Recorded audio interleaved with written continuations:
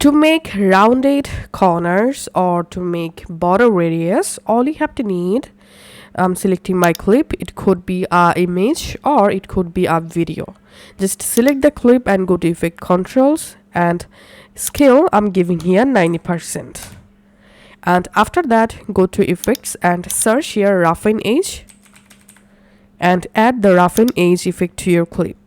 After selecting your clip, go to effect controls and edge type, select here cut.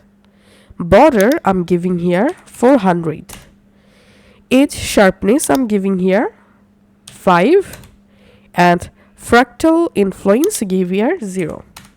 And here we can see my border is now rounded. You can adjust your sharpness from here.